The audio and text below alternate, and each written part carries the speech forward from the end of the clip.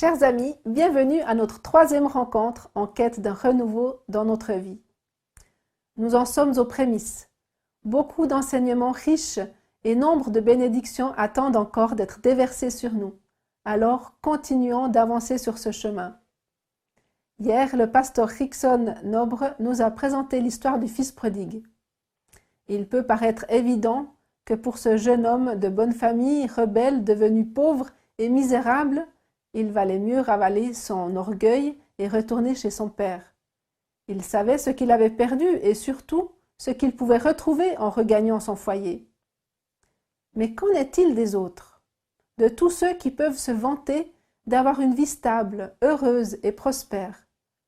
Combien dans ce monde ont l'impression de ne pas avoir besoin de Dieu et encore moins d'écouter ce qu'il a à leur dire?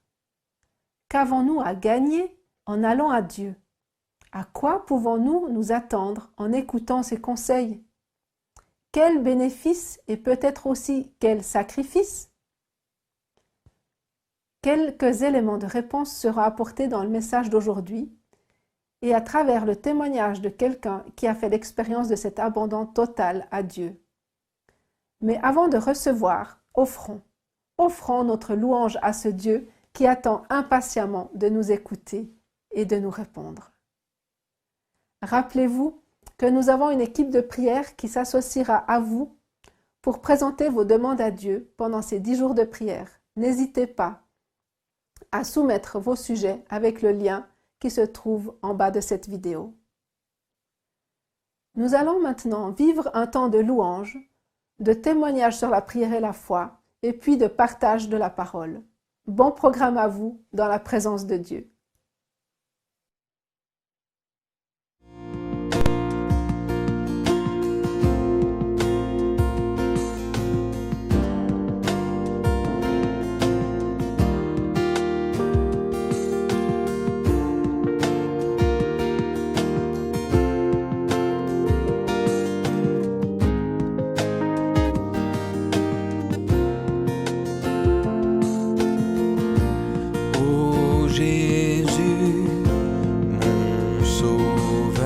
Seigneur, nul n'est comme toi. Jour après jour, je te louerai, car ton amour est merveilleux.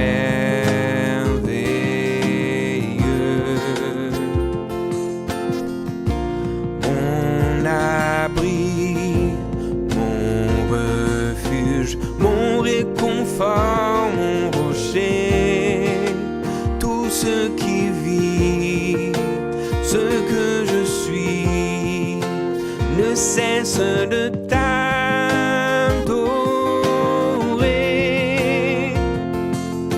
Chante au Seigneur, crie de joie, terre entière. À Dieu la gloire, la puissance et l'honneur.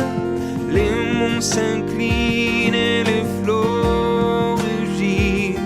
à l'écho de ton nom. Je vois tes œuvres et mon cœur crie de joie. Je t'aimerai, je tiendrai par la foi. Rien ne pourrait égaler tes promesses pour moi.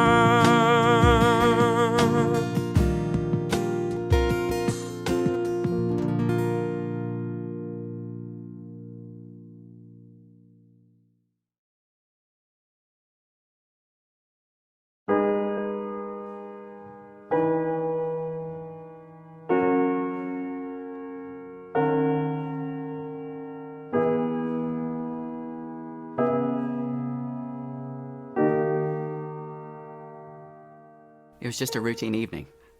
We had supper together as a family. We had worship and prayer. My daughter was in her crib fast asleep, and I sent my 2 boys upstairs to get ready for bed. Alex was 10 and his brother Evan was 5. I heard this horrendous crash upstairs. It was so loud it sounded like a piece of furniture had fallen over. I rushed up the stairs. The first thing that I saw was Evan, my 5-year-old. He's standing at the doorway and he says, "Dad, Alex has fallen off of the bunk bed, the top bunk." He had been pulling back the blankets, and somehow he had flipped over the side of the bed, and in a somersault action over the side of the bed, he had hit the floor, hitting the back of his head on the hardwood floor. I made it into the room, and Alex, just 10 years old, crumpled on the floor. His eyes were open, and yet when I looked into his eyes, there was nothing there, just staring into space. So I called the paramedics. I asked my wife to get a flashlight, and I shined the lights into his eyes. One pupil was large, the other pupil was really small, and as I shined the lights into his eyes, they didn't move. Alex had hit the floor with such force that his pajamas were melted on his shoulder.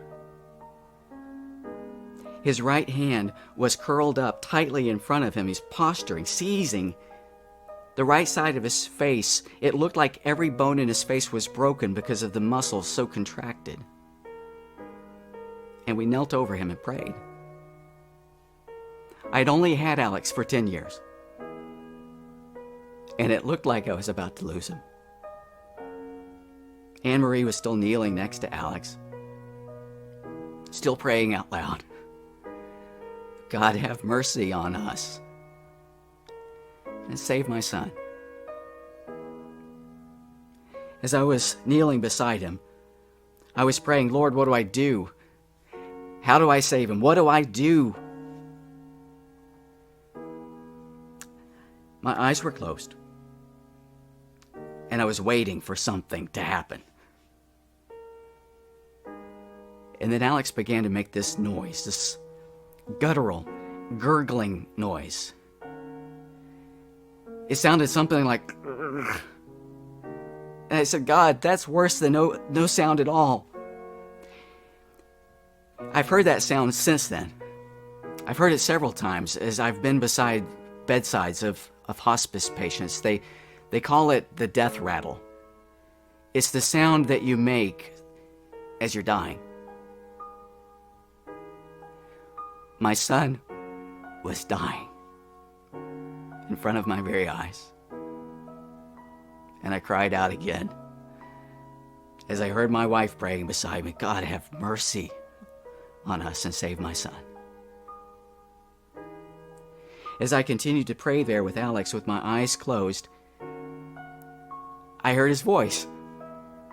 No gurgling, just his clear voice. And he said, "Dad, what happened?" I said, "Son, you've fallen off the top bunk. Don't move. Stay very still. You'll be okay." And he said, "Dad, what happened?" Over and over again, he asked the same question. About this time, the paramedics arrived, and by the time they made it upstairs and they entered the bedroom, Alex is lying there, his eyes open, communicating, answering their questions, moving his arms and his legs as they instructed him to, and everything seemed like nothing had ever happened.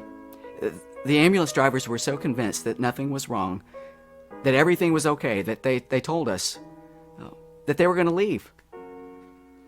We weren't quite satisfied that everything was okay, not after what we just experienced. And so we loaded Alex into the car and we drove to the hospital where they did a battery of tests.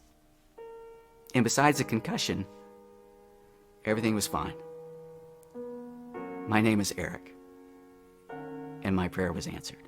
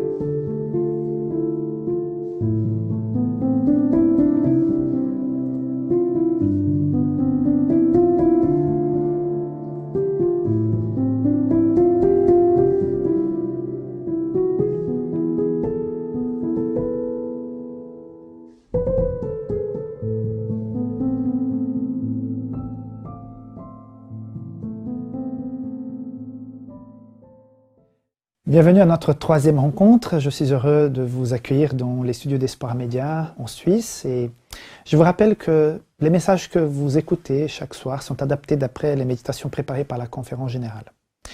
Si vous désirez les lire, ces messages sont disponibles sur le site d'information adventismagazine.com.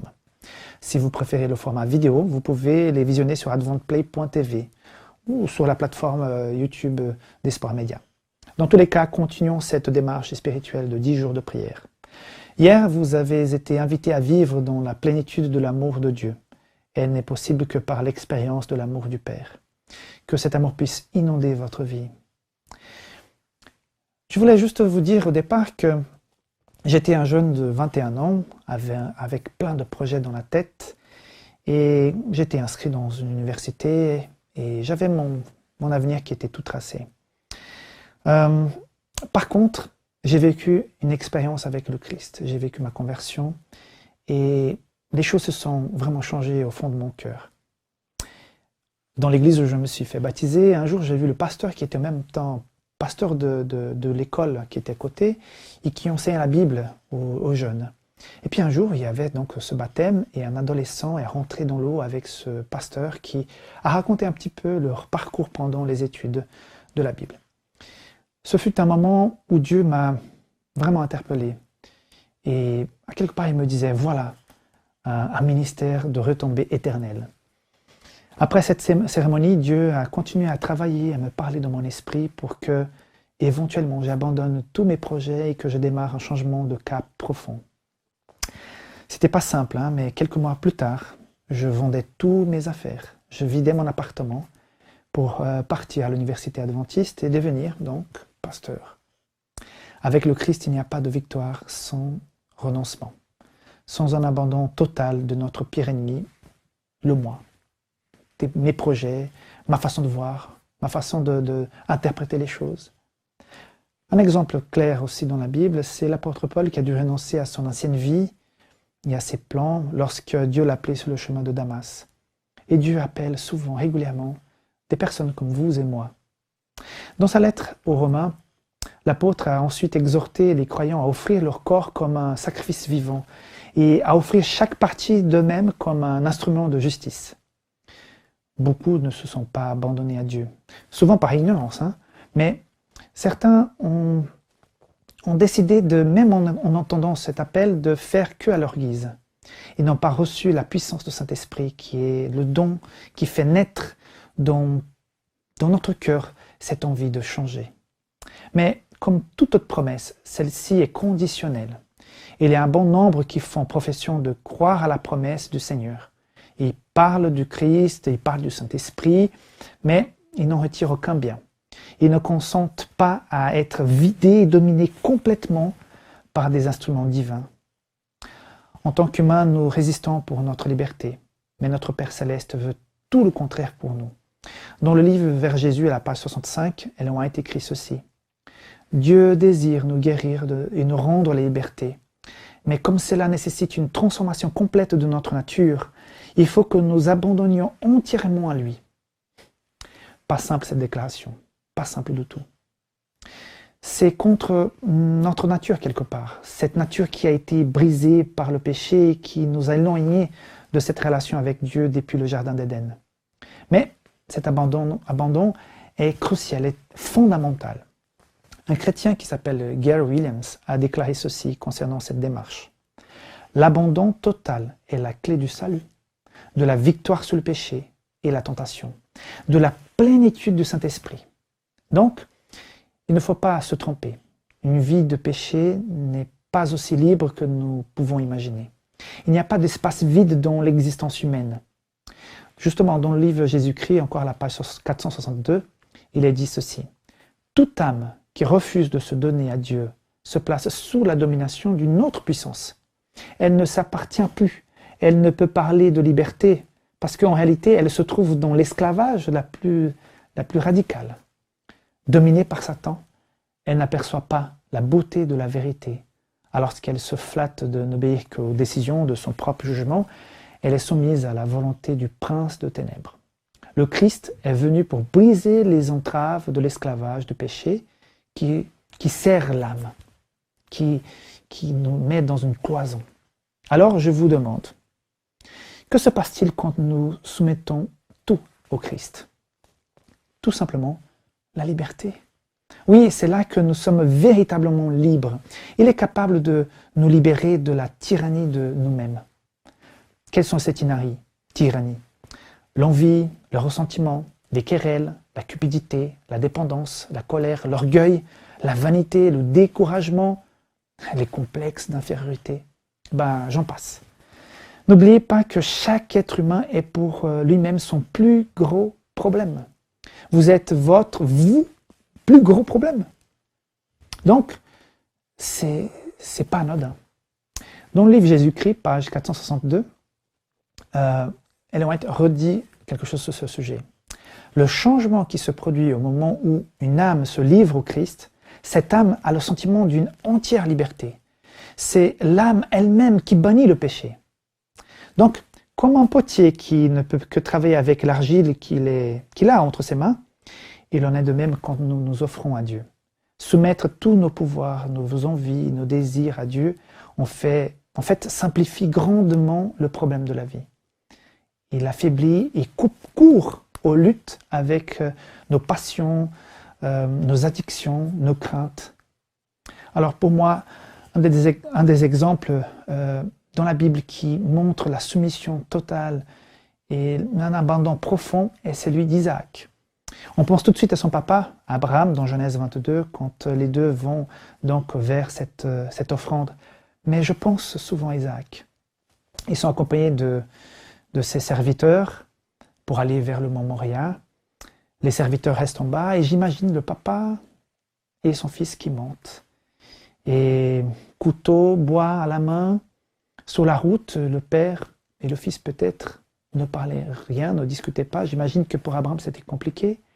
Mais à un moment donné, Isaac demanda à son père, où est l'agneau pour l'Holocauste?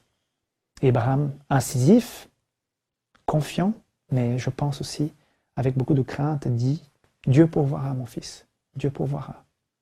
Le père et le fils sont arrivés sur le lieu de sacrifice. Imaginez un instant, ce père qui a finalement annoncé à son fils qu'il était lui l'objet de sacrifice. Quel moment poignant et fort. Rappelez-vous, Isaac, jeune et fort, face à un père plus que centenaire, affaibli par les années, il aurait pu se débarrasser de cette situation en un rien de temps et descendre cette montagne. Mais Isaac était un fils plus qu'obéissant. C'était un enfant héritier de la foi de son père.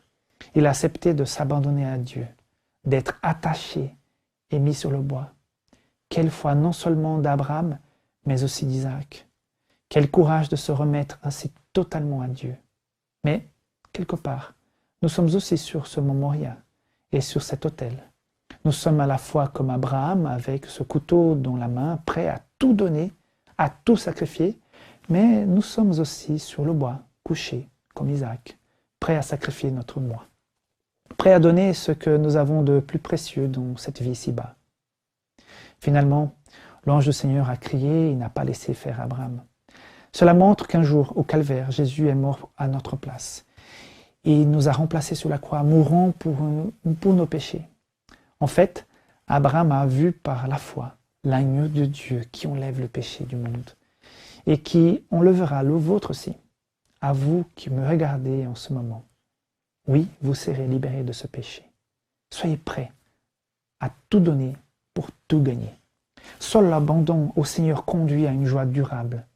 Il est dit dans le livre Jésus-Christ, encore une fois, page 323, prendre au mot le Christ, lui confier la garde de son âme, ordonner sa vie à sa volonté, c'est trouver paix et quiétude. Rien au monde ne peut attrister celui qui Jésus réjouit par sa présence. Soumission complète assure repos parfait. Je vous invite donc aujourd'hui à faire l'expérience de ce vrai repos et de se confier totalement, de s'abandonner totalement à Dieu. Que Dieu vous bénisse.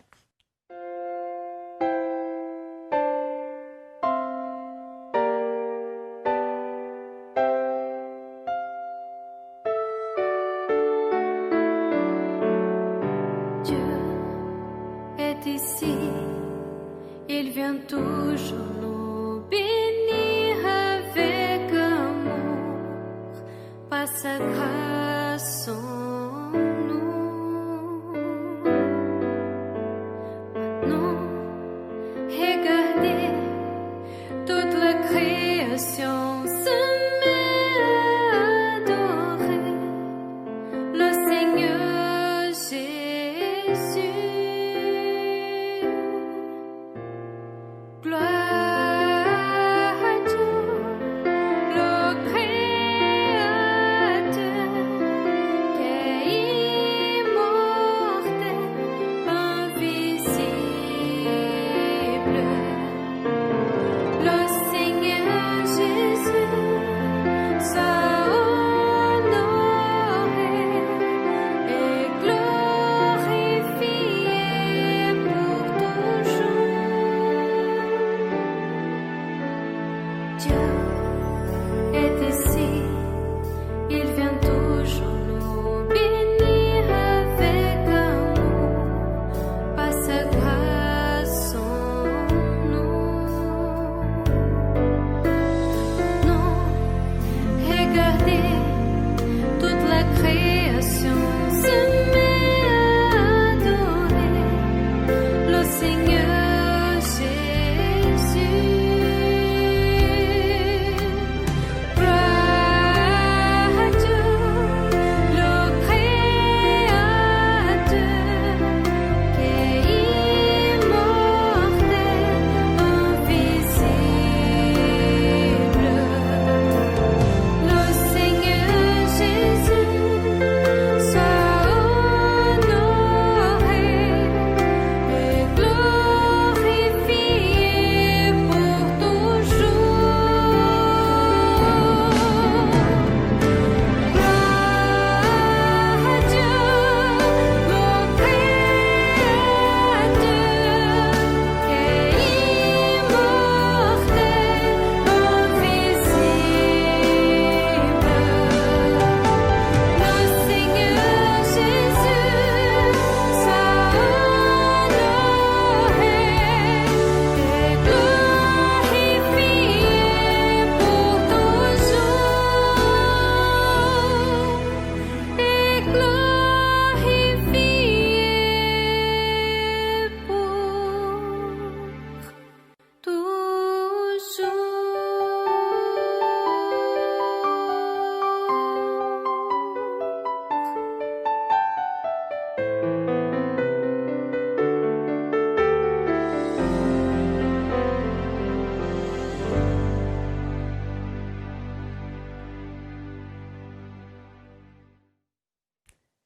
Merci au pasteur Rickson pour ce message si crucial que nous avions tous besoin d'entendre. Chers amis, abandonner veut aussi dire renoncer, et c'est là le troisième défi de ces 10 jours. Il ne s'agit pas de renoncer à n'importe quoi, n'importe comment. Le défi que Dieu veut nous lancer est d'accepter de renoncer à diriger notre vie à notre manière, pour le laisser implanter sa vision de nous en nous. Il s'agit d'abandonner notre façon de faire humaine pour que Dieu instaure le divin dans chaque aspect de notre vie. Cela n'est pas du tout naturel pour l'être humain. Ce défi ressemble plus à un combat. Et pour tout chrétien, les combats se gagnent à genoux. Alors, prions pour nous et prions aussi pour nos amis de notre liste de prières. Eux aussi ont besoin de ce renouveau et certains peut-être ne le savent même pas. N'oubliez pas que vous pouvez partager vos demandes d'intercession avec notre équipe de prière. N'hésitez pas à tous les soumettre avec le lien qui se trouve en bas de cette vidéo. Nous nous associerons à vous et présenterons vos requêtes à Dieu pendant les 10 jours de prière. C'est dans cet esprit de prière et d'intercession que nous vous laissons aujourd'hui. Que le Seigneur vous guide dans ses premiers pas vers le changement et le renouveau. Bonne soirée à chacun de la part de l'équipe d'Espoir Média en Suisse et à demain à 19h.